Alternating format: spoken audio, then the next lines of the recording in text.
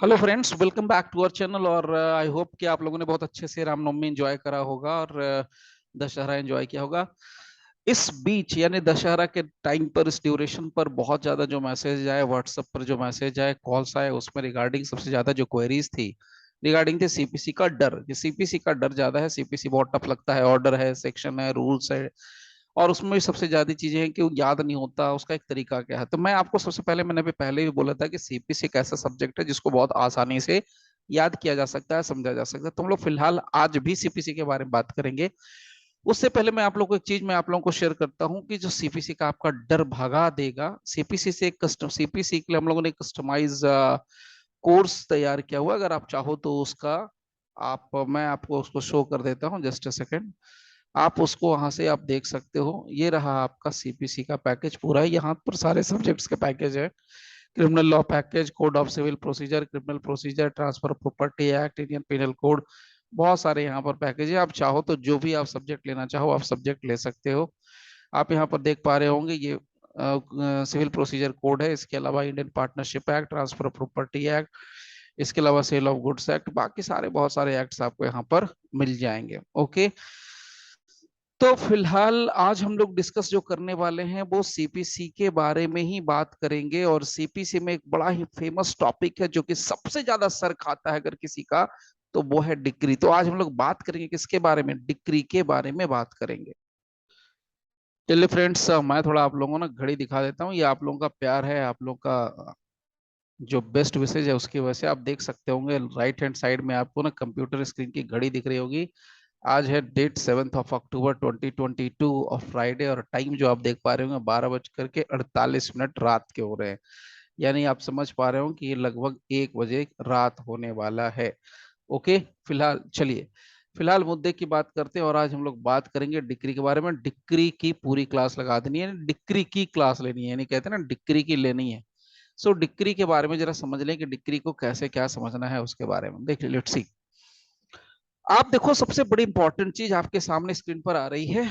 और डिक्री का जो डेफिनेशन पार्ट है वो सेक्शन 2 के अंदर, सब सेक्शन 2 में दिया गया है सीपीसी के अंदर। What is the meaning of decree? Decree का क्या मतलब होता है, डिक्री क्या होता है वो देखिए। देखिए, डिक्री का मतलब बड़ा क्लियर दिया है। Decree means formal expression. सबसे पहले बहुत क्लियर कर दिया कि डिक्री क्या होता है, एक फॉर्मल एक्सप्रेशन होता है, नंबर वन। इसके अलावा कहते हैं डिक्री क्या होता है, decree is formal expression of an adjudication, adjudication का फॉर्मल एक्सप्रेशन। और ये फॉर्मल एक्सप्रेशन है एडजुडिकेशन, और ये एडजुडिकेशन करता कौन है? So far as regards the court expressing it. कौन सा कोर्ट करता है? कोर्ट कोई कर रहा होगा भाई। Conclusively determines the rights of the parties. Conclusively क्या करता है? डिटरमिन करता है rights of the parties, parties के राइट्स को, with regard to all or any of the matters in controversy in this suit and may be either preliminary or final। यहीं पर आके लग गया आपका फुल स्टॉप। अब देखो एक चीज ध्यान ध्यान से आप समझना, यहाँ पर क्या कह रहा है। Try to understand the basic concept. आप सुन के भी ध्यान से याद रख सकते हो अपनी इन बातों को। देखिए क्या कह रहा है। ये कह रहा है कि डिक्री का मतलब क्या होता है। तो आपको सिर्फ डिक्री का मीनिंग जानना। Let me repeating again. आपको क्या जानना है? डिक्री का मीनिंग जानना है। सो डिक्री का मतलब होता है formal expression of an adjudication. देखो, फॉर्मल एक्सप्रेशन, एक्सप्रेशन दो तरह के हो सकते हैं। एक फॉर्मल हो सकता है, एक इनफॉर्मल, इनफॉर्मल भी हो सकता है। सिंपल अगर बात करें तो फॉर्मल का मतलब होता है कि एक लीगल कोडिफाइड वर्ड्स के अंदर, एक फॉर्मेट के अंदर आपने किसी चीज को एक्सप्रेस कर दिया रिटन फॉर्मेट में। और दूसरा होता है जो कि यहाँ पर बात हम लोग करते हैं, जैसे ओरल फॉर्मेट हो गया, तो oral expression, express your self. पहले एयरटेल का वो आता था ना, एडवर्टीजमेंट स्लोगन आता था, एक्सप्रेस योर सेल्फ। तो भैया कैसे आप एक्सप्रेस करोगे? तो बोल के। यहाँ पर क्या बोल रहे? रिटन हो सकता है, ओरल हो सकता है। सो नाउ डिक्री क्या होता है? डिक्री का मतलब होता है formal expression of an adjudication. What is the meaning of adjudication? Adjudication का मतलब होता है न्याय निर्णय।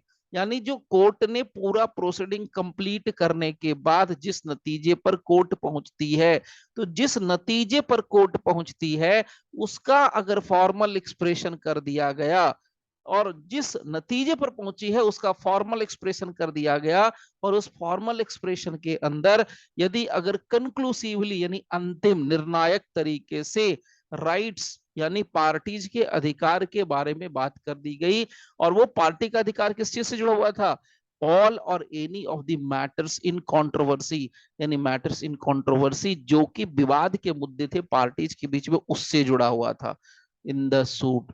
तो उसको हम सिंपल भाषा में कहते हैं भाई क्या, उसको कहते हैं डिक्री, उसका मतलब होता है डिक्री।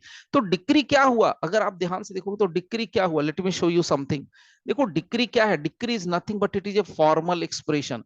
अरे भाई किस चीज का फॉर्मल एक्सप्रेशन, से फॉर्मल एक्सप्रेशन होता है एडजुडिकेशन का, और कौन कर रहा है, कोर्ट कर रहा है। उसमें कोर्ट क्या करता है, कंक्लूसिवली डिटरमिन करता है, तो कंक्लूसिवली मतलब अंतिम निर्णायक डिटरमिन करता है क्या, राइट्स ऑफ द पार्टीज।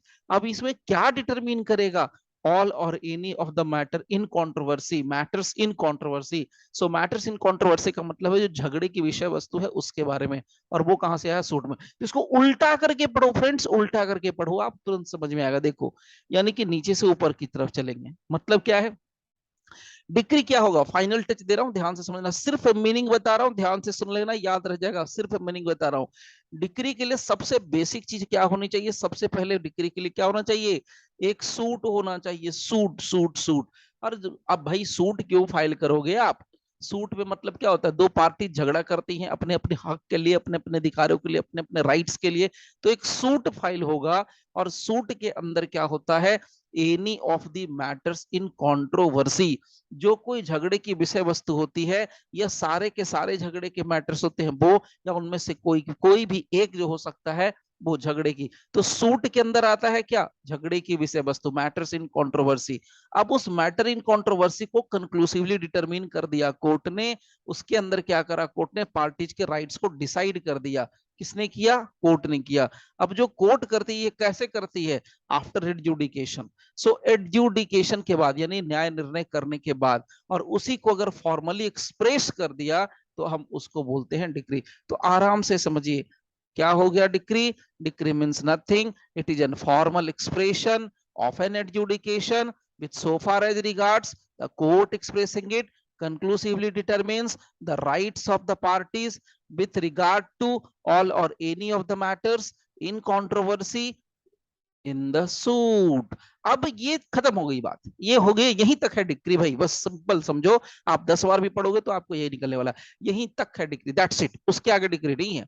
अब कहते हैं डिक्री का टाइप, की डिक्री कितने तरह की हो सकती है, तो डिक्री कहते हैं कि भैया देखो प्रीलिमिनरी हो सकती है, फाइनल हो सकती है। अब डिक्री का टाइप निकल के आ गया कि डिक्री दो तरह की हो सकती है। डिक्री कितने तरह की हो सकती है, दो तरह की डिक्री हो सकती है, एक होता है प्रीलिमिनरी, दूसरा हो सकता है फाइनल। नाउ अब सुनिए, ये हो गया यहां पर टाइप, खत्म हो गई बात यहां पर टाइप्स, आप लिखना चाहो लिख लो, टाइप्स खत्म। अब इसके बाद कहते हैं कि देखो और क्या क्या चीजें ऐसी हो सकती है, और कौन कौन से ऐसे डॉक्यूमेंट्स हो सकते हैं जिसको हम डिक्री बोल सकते हैं। तो देखिए यहां पर एक डॉक्यूमेंट का जिक्र कर रहे हैं जिसको हम लोग कह रहे हैं rejection of A plaint. Basically rejection of A plaint is an order of the court, इसको हम सिर्फ अगर टेक्निकली बोले तो इट इज एन ऑर्डर, अगर हम लोग इसको टेक्निकली बोलते हैं तो बोलते हैं rejection order, rejection of a plaint. तो 7/11 order 7 rule 11, okay, return of the plaint order 7 rule 10। So rejection of A plaint and determination of any question within section 144, ये क्या होता है, ये डिक्री होता है। यानी किसी कोर्ट ने रिजेक्शन ऑर्डर पास कर दिया तो वो रिजेक्शन ऑर्डर डिक्री कंसीडर होगा। यदि किसी कोर्ट ने कोई मैटर अगर डिसाइड किया जो कि आया था मैटर सेक्शन 144 सीपीसी के तहत, उसको अगर डिसाइड कर दिया तो वो भी डिक्री है। तो सीधी सी बात क्या है, rejection order is a decree. दूसरी चीज क्या, सेक्शन 144 के अंदर, सीपीसी 144 कह रहा हूं, सीआरपीसी नहीं, सीपीसी 144 के अंदर अगर किसी भी क्वेश्चन का डिटर्मिनेशन अंतिम निर्णय दे दे कोर्ट तो वो भी होता है हमारा डिक्री। अब ये हो गया कि डिक्री, यानी डिक्री क्या हो सकता है, डिक्री क्या नहीं हो सकता वो बता दिया। लेकिन अब डिक्री क्या नहीं हो सकता है वो सुनिए। कहते हैं कोई भी ऐसा न्याय निर्णय from which an appeal lies as an appeal from an order. कहते कोई भी ऐसा न्याय निर्णय, कोई भी ऐसा एडजुडिकेशन जिससे अपील होती हो सकती है या अपील होती है as an appeal from an order, यानी ऑर्डर से अगर अपील जा रही है तब वैसे एडजुडिकेशन अगर आते हैं तो हम उसको नहीं कह सकते हैं कि वो डिक्री है। दूसरा मामला देखिए, any order of dismissal of for default यानी DFD। सो ये डिसमिसल फॉर डिफॉल्ट अगर होता है और उसका अगर कोर्ट ने कोई आदेश किया है तो वो भी यहाँ पर डिक्री के अंदर नहीं होता है। अब देखो डिसमिसल फॉर डिफॉल्ट क्या होता है, शॉर्ट में अगर समझना है तो आप समझ सकते हो। देखो क्या होता है, डिसमिसल फॉर डिफॉल्ट का मतलब हो गया कि देखो दो लोग हैं, प्लेंटिफ ने केस फाइल करा, अब डिफेंडेंट को आना चाहिए, लेकिन प्लेंटिफ केस फाइल करने के बाद गायब हो जाए और एक डेट, दो डेट, तीन डेट, चार डेट पर नहीं जा रहा है, कोर्ट जो डेट पर डेट लगा रहे और चार डेट से कोर्ट पर जा ही नहीं रहा है। अगर कोर्ट में चार डेट से नहीं जा रहा है, इसका मतलब कोर्ट क्या कहेगी, यानी कि जो जज होंगे वो जज क्या कहेंगे, यार इसको केस लड़ने का इंटरेस्ट नहीं है, फालतू में मेरा टाइम खराब कर रहा है, डेली एक केस पढ़ो। देखो कोर्ट का टाइम कैसे खराब होता है, जज का टाइम कैसे खराब होता है। आपने केस फाइल किया तो जज साहब को तो पढ़ के आना भाई, क्या है केस में, क्या मैटर है। आप जो बोलोगे उसी को थोड़े आंख बंद करके वो मान लेंगे। अब वो पढ़ के आते हैं, पता चला वकील साहब नहीं आ रहे, एक डेट नहीं आए, दो डेट नहीं आए, तीन डेट नहीं आए, चार डेट नहीं, तो क्या करेगा, लास्ट में डिसमिस्ड, डिसमिस कर दिया। क्यों, फॉर डिफॉल्ट। डिफॉल्ट किसने किया, आपने किया। आप कौन हो, प्लेंटिफ। प्लेंटिफ कौन होता है, जो प्लेंट फाइल करता है उसको बोलते हैं प्लेंटिफ। ओके, चलिए अब सुनिए आगे, यहाँ एक्सप्लेनेशन दिया है वो समझिए। देखिए यहाँ पर क्लियर कहा है कि जो डिक्री, हम लोगों ने पहले कहा ना कि डिक्री दो तरह की होती है, एक प्रीलिमिनरी डिक्री होती है, एक फाइनल डिक्री होती है। तो यहाँ पर कह रहा है कि देखो प्रीलिमिनरी डिक्री किसको कहेंगे और फाइनल डिक्री किसको कहेंगे। तो देखो यहाँ पर कहता है कि डिक्री प्रीलिमिनरी तब होती है जब कोई फर्दर प्रोसीडिंग उसके लिए होगी, तब डिक्री क्या होगी, प्रीलिमिनरी होगी वो। और फाइनल कब हो जाएगी, जब कोई फर्दर प्रोसीडिंग नहीं होगी। इसका मतलब कंप्लीट डिस्पोजल हो जाएगा सूट का। डिस्पोज ऑफ कहने का मतलब समझो, आप शब्दों का हेर फेर समझो। अगर कहते हैं डिस्पोज्ड ऑफ या डिस्पोजेस, इसका मतलब है कोर्ट ने ये कह दिया, जज साहब ने ये कह दिया कि देखो भाई अब इस केस में मैं दिमाग नहीं लगाने वाला हूं, कौन सा सेक्शन है, क्या है, कौन सा क्या लगेगा, मैं कोई अब इसमें दिमाग लगाऊंगा ही नहीं, अब ये उठा करके सीधा रिकॉर्ड रूम में फेंक दो। इसका मतलब जब कोर्ट किसी केस पर दिमाग लगाना यानी जुडिशियल माइंड अप्लाई करना बंद कर दे, ये कहते हो कि अब इसमें लगाने की जरूरत नहीं है, इसका मतलब हो गया कोर्ट ने उस मैटर को डिस्पोज्ड ऑफ कर दिया। उसके लिए जो वर्ड होता है उसको हम कहते हैं डिस्पोज्ड ऑफ। अब ये जो हो सकता है ना, अब देखिए एक और चीज जानिए, कहते हैं कि जो डिक्री हो सकती है ना वो पार्टली प्रीलिमिनरी और पार्टली फाइनल भी हो सकती है। अब इसी बात को ध्यान में रख करके यहाँ देखो आप लोगों के लिए सिनॉप्सिस, ये रहा सिनॉप्सिस। तो आप यहाँ पर आराम से समझ सकते हो कि यानी कि डिक्री में क्या क्या चीजें आती है। डिक्री का इंट्रोडक्शन है, एलिमेंट्स है, कंक्लूसिव डिटर्मिनेशन ऑफ पार्टी का मतलब क्या होता है, डिसीजन का मतलब क्या होता है, रिजेक्शन ऑफ ए प्लेंट क्या होता है, डिक्री प्रीलिमिनरी एंड फाइनल क्या होती है, पासिंग ऑफ प्रीलिमिनरी डिक्री क्या होती है, प्रीलिमिनरी डिक्री क्या होती है, वो यहाँ पर सारी चीजों का यहाँ पर क्या किया गया, पूरा डिटेल से सिनॉप्सिस दे दिया गया है। अब देखिए यहाँ पर अपना पूरा पार्ट देखिए, यहाँ पर बहुत क्लियर का है, ध्यान से समझ लें। थोड़ी वीडियो बड़ी होगी लेकिन आपको चीजें पूरी मिल जाएगी। अब ध्यान से सुनिएगा, सिर्फ समझना है। अब देखो डिक्री का मतलब क्या हो रहा है, जस्ट सी, डिक्री का मतलब यहाँ बहुत क्लियर कहते हैं कि डिक्री के लिए क्या चाहिए। देखो डिक्री के लिए दो चीजों का होना भाई बहुत जरूरी है। पहली चीज एडजुडिकेशन, न्याय निर्णय, और दूसरा एडजुडिकेशन जो होना चाहिए उसमें पार्टी के राइट्स को डिसाइड करें, कम से कम दो तो है। तीसरा तो खैर चलो वो तो है कि सूट के अंदर होना चाहिए, एडजुडिकेशन फॉर्मल होना चाहिए, इंक्लूसिव होना चाहिए, दिस वो तो है, लेकिन मिनिमम से मिनिमम सबसे जरूरी क्या, एडजुडिकेशन। एडजुडिकेशन के लिए क्या चाहिए, सूट। और जो एडजुडिकेशन होगा उसमें क्या होना चाहिए, पार्टीज के राइट्स को डिसाइड क्या होना चाहिए। सो इसका मतलब क्या हो गया, डिक्री क्या है। अगर आप देखो ये केस, देखो ये केस सुप्रीम कोर्ट का डिसाइडेड केस है 1994 का, दीप चांद and others versus land acquisition officer. इस केस में सुप्रीम कोर्ट ने खुद कहा कि डिक्री क्या होती है। सुप्रीम कोर्ट ने कहा कि देखो डिक्री क्या होती है, डिक्री का मतलब होता है formal expression of an adjudication which the court conclusively and finally determines the rights of the party. देखो मैं तो बस इतना कहता हूं कि जब कभी भी आप चैनल पर आकर के पढ़ते हो या चैनल विजिट करते हो तो कोशिश ये करो कि एक ही बार ठंडे दिमाग से समझ लो, पूरी की पूरी वीडियो देख लो, सुन लो, समझ लो, नोट डाउन कर लो। दोबारा फिर से कहीं जाकर के पढ़ने की जरूरत ना पड़े आपको, तभी आप देखो, तभी मजा आएगा। नहीं तो होता क्या है ना, मैं आपको एक कड़वी सच्चाई बताता हूँ, थोड़ा बुरा लग सकता है बहुत से लोगों को, तो जिनको बुरा लगा उसके लिए मैं पहले ही सॉरी बोल दे रहा हूँ, लेकिन ऐसे लगना नहीं चाहिए। क्योंकि अक्सर हम लोग क्या देखते हैं ना कि जो प्रैक्टिकल लाइफ में होता है क्या फ्रेंड्स, की हम लोग किसी इंस्टीट्यूट में चले जाते हैं, मैं अक्सर कहता रहता हूँ 2 लाख 3 लाख 4 लाख 5 लाख जो भी फीस होती है, जो भी सर्टेन अमाउंट होता है वो फीस पे करते हैं और हम क्लास भी करते हैं। अब कोई टॉपिक उसमें से समझ में नहीं आता, सर ने अच्छे से बताया होगा बिल्कुल, तो समझ में नहीं आया आपको। अब आपको जो चीज समझ में नहीं आई तो उसको क्या करना चाहिए, आपको वही पूछना चाहिए, आपने जहां इंस्टीट्यूशन में दिया वही पूछना चाहिए। लेकिन हम लोग ऐसा करते नहीं, चार कारण कुछ भी हो, चाहे शर्म आती हो, लज्जा आती हो, whatever it may be, reason में भी एनीथिंग, कोई भी रीजन हो सकता है, लेकिन हम पूछते नहीं है। और क्या करते हैं, फिर उसको गूगल पे सर्च करते हैं। अब गूगल पे सर्च करोगे तो गूगल भैया तो सब कुछ दिखा देते हैं, गूगल भैया तो यूट्यूब पे भी लेके चले जाए, गूगल भैया फेसबुक पे भी लेके चले जाए, जहां चाहे वहां लेके चले जाए। तो आप क्या करो, गूगल पे सर्च, और गूगल पे मिल जाती है वीडियो।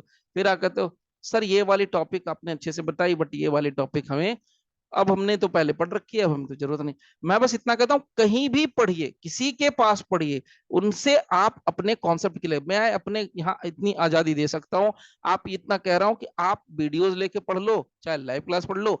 एक चीज हमेशा याद रखना, क्वेश्चन पूछने की फुल आजादी, रिलेटेड टू द टॉपिक आप जितने क्वेश्चन चाहो उतने पूछ सकते हो, but related to the topic. और मैं तो कहता हूँ जिनको बहुत जल्दी खत्म कर रहा है, चुपचाप जाओ ऐप के ऊपर, ऐप का लिंक डिस्क्रिप्शन में दिया, ऐप पर जाकर के देखो, वहां से आप सीधे सीधे तौर पे जाके डाउनलोड करके वहां से आप परचेज करके पढ़ सकते हो खुद से। वहां कोई मंडे संडे रहता नहीं है, 24/7 अवेलेबल होता है सब कुछ।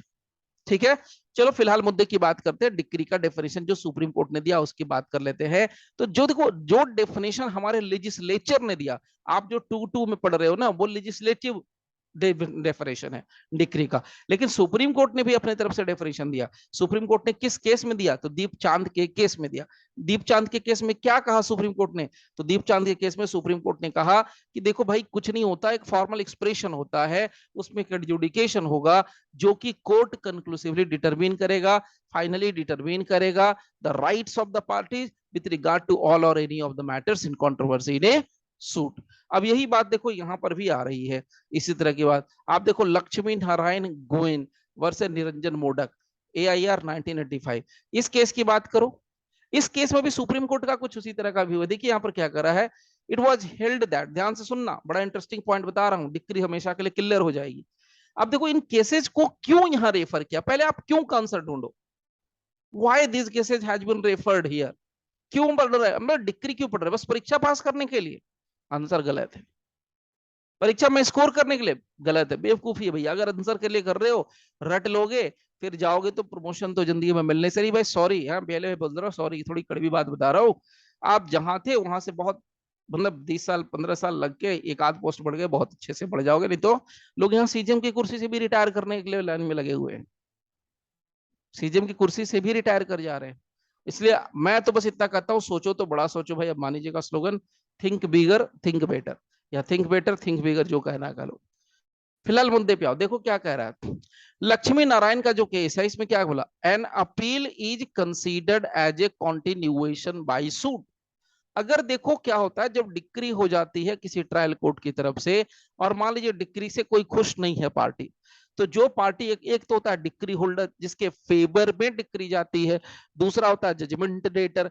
मान लो जजमेंट डेटर जो कि दुखी है उस डिक्री से, वो क्या करेगा, वो अपील फाइल करेगा। तो कहते हैं अपील क्या है, देखो भैया, appeal is a continuation of A suit, यानी हम जब यहां पर फाइल करते हैं तो उसको हम बोलते हैं सूट। तो ट्रायल कोर्ट में जो था सूट, अब सूट का कंटिन्यूएशन होता है अपील। बस हम कर क्या रहे हैं, एक हायर अथॉरिटी में केस फाइल कर रहे हैं, हायर अथॉरिटी में हम केस फाइल कर रहे हैं कि देखो जी, आपके ट्रायल कोर्ट ने, आपके लोअर कोर्ट ने क्या गलतियां करी हैं। आपके जो लोअर कोर्ट है, जो ट्रायल कोर्ट है, उसने जुडिशियल माइंड अपना अप्लाई नहीं किया है, किसी पॉइंट पर नहीं किया है, और उसी के खिलाफ मैं यहां आपके पास आ रहा हूं। So appeal is considered as a continuation by suit, and when the appellate decree forms, modifies or reverses the decree on the merits, the trial court decree is said to be merged in appellate decree, और तब हम इसको कहते हैं appellate decree.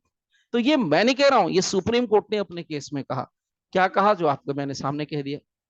क्या कहते हैं? When the appellate decree firms modify. Appellate decree क्या करती है? नीचे वाली कोर्ट की अगर डिक्री को मॉडिफाई करती है, ट्रायल कोर्ट की डिक्री को, या पलट देती है, रिवर्स कर देती है ऑन द मेरिट्स, तो जो ट्रायल कोर्ट की डिक्री है उसको कहते हैं कि वो मर्ज हो गई अपीलेट कोर्ट की डिक्री के साथ। ये यहां कहने का इनका मतलब है। उसी तरीके से एक और केस का जिक्र हुआ है, एक सतनाम सिंह वर्सेस सुरेंद्र कौर। सतनाम सिंह वर्सेस सुरेंद्र कौर की बात करते हैं, ये देखो 2009 का मैटर है। इस केस में क्या कहा सुप्रीम कोर्ट ने? कहते हैं वही डेफिनेशन लेजिस्लेचर वाला, decree is defined in section 22 of the code of civil procedure to mean the formal expression of an adjudication with so far as regards the coast expressing it conclusively determine the rights of the parties with regard to all or any of the matters in controversy in the suit. It may be either preliminary or final. It may be partly preliminary और final. अब देखो कुछ नहीं करा आपने, क्या कर लिया ना, आप जो लेजिस्लेचर का है, देखो लेजिस्लेचर का मतलब हो गया जो पार्लियामेंट ने बना कर दिया, जो आपके बेयर एक्ट में लिखा हो उसको बोलते हैं लेजिस्लेचर, यानी लेजिस्लेटिव के द्वारा बनाया गया है। तो जो लेजिस्लेटिव के द्वारा जो डेफिनेशन दिया गया है ना, उसी डेफिनेशन को कॉपी पेस्ट कर देते हैं, उसी को या तो थोड़ा मॉडिफाई कर देते हैं सुप्रीम कोर्ट। तो यहां पर आप देखो थोड़ा सा मॉडिफिकेशन है, माइनर मॉडिफिकेशन है। आइए यहां पर बात करते हैं देखो डिक्री के एसेंशियल की। तो एक केस हुआ है 1999 का, सुप्रीम कोर्ट का डिसाइडेड केस है। केस का नाम है आर रथिनवाल सेटियर वर्सेज वी शिवरमन। अब नाउ 1999 के केस में सुप्रीम कोर्ट ने खुद सामने से कहा कि भैया देखो डिक्री क्या होती है, डिक्री के लिए क्या चाहिए। तो डिक्री के लिए सबसे पहले चाहिए formal expression of an adjudication. दूसरा कहा कि एडजुडिकेशन जो होना चाहिए उसमें राइट्स ऑफ द पार्टीज होना चाहिए in regard to the matter in controversy. तीसरी बात कही कि क्या होना चाहिए, बोले कंक्लूसिवली डिटरमिन होना चाहिए the rights of the party. और चौथी और आखिरी बात कही adjudication of rights must be in a suit. मतलब चार चीजें अगर हैं तो आप समझो कि डिक्री है। सबसे पहले क्या होगा? सूट। सूट के अंदर क्या होगा? Adjudication of the rights. Rights किसका? पार्टीज का। वो राइट्स कैसे डिसाइड होना चाहिए? अंतिम, कंक्लूसिवली, फाइनल। और वो डिसाइड करने के बाद क्या होना चाहिए? वो क्या होना चाहिए? एडजुडिकेशन फॉर्मली एक्सप्रेस हो जाना चाहिए। तो जब उसको फॉर्मली एक्सप्रेस कर देते हैं तो उसी को हम कहते हैं सिंपल भाषा में डिक्री। ओके, अब यहां पर एक टर्म बताए गए हैं, conclusively determination of the parties rights. अब यहाँ पर इस पूरे बात को अगर आप पढ़ोगे तो आप समझोगे। अब ये मैं पहले बता दूं, ये जो पीडीएफ है ना, ये पीडीएफ ऐप के ऊपर अवेलेबल है। ऐप मैं बार बार कह रहा हूँ, ऐप जो है डिस्क्रिप्शन में दिया हुआ है, उसमें लिंक है, आप उस पर जाओ। और ये जो आप है वीडियो, ये पीडीएफ वहां पर आप डाउनलोड करके पढ़ सकते हो। ठीक है, आप चाहो तो रख सकते हो। Now see conclusively determination of the conclusive determination.